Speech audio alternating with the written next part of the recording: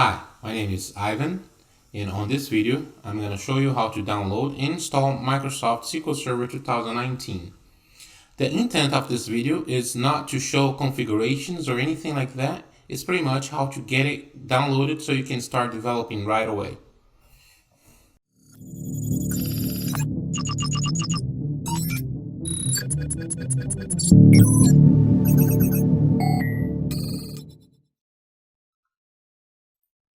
Okay, let's install SQL Server 2019 to keep going with our SSIS projects. Okay, so let's come here to Google and type SQL Server 2019. That'll bring us to fill these links. Just go and put download, make it easier. All right, let's click on that download link. All right, here are the options I've got, right? I have either a developer edition or an express edition.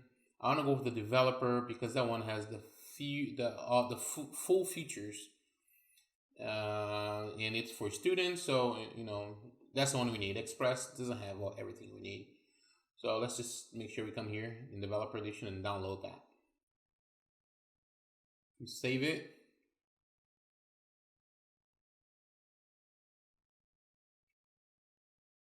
All right, let's save an executable as well.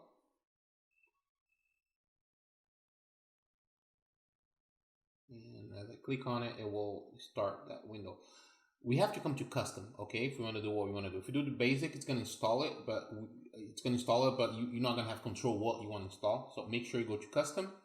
Here, let me browse where I wanted that installer to be saved as.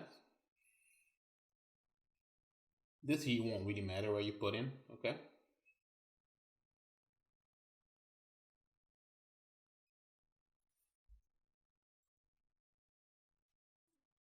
And let's wait.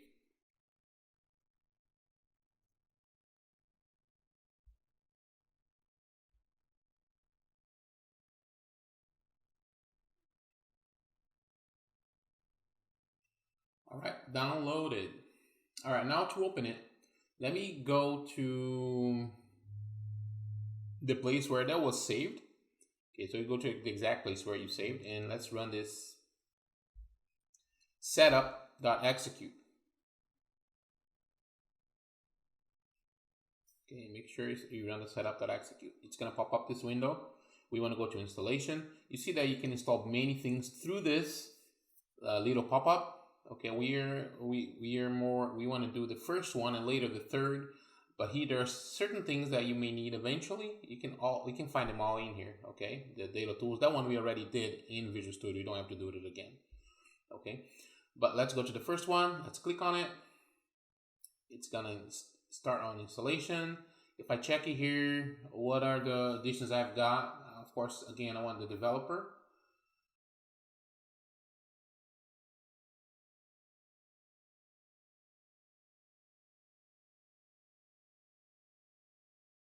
If that passes, we're good. And apparently that did. You're always going to see that warning if you're doing your local machine and it's not set up, so that's fine. Here I'm going to just select all, okay? I got enough space to do it all. So I'm just going to select everything. I want to install all those components. That's how much space I'll need. I should be fine. Next.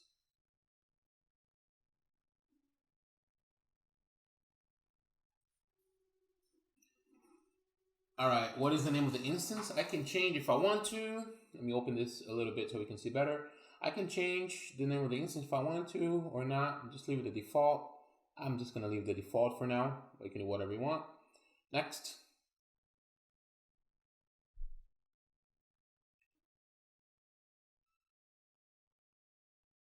Yeah, sure, why not? For development purpose, I don't really care much about this. Next. This one also, Java install location. Sure, I probably already have that installed. Okay, and he is telling me all the processes that's going to be included in and if they're going to be available or not. I'm sorry, automatic or not. For this one, let's just add current user. If you're doing your local, which I believe you are. Next, current user again, add current user. Next. Sure. Add current user. Sure. Next. Accept. Do I have any other option?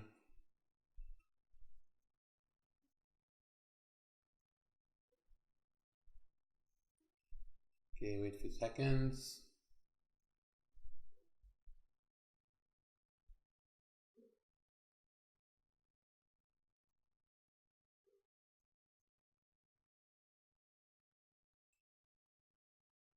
Forever for that. Well,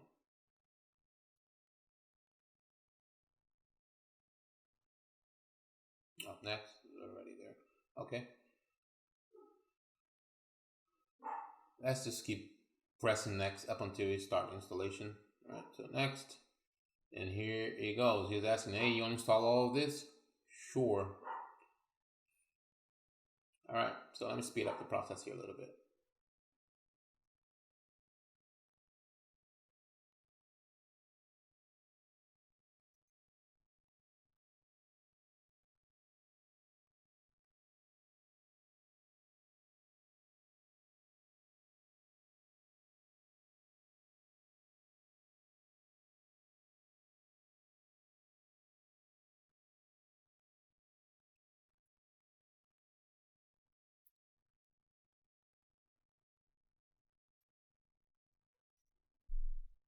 All right, I'm actually speeding the video here a little bit. So it's actually going pretty fast, but it will take a while when you try to do that. So if that's the case, if it takes, I don't know, 40 minutes, it's completely fine. It's part of it, okay? You just have to wait, really.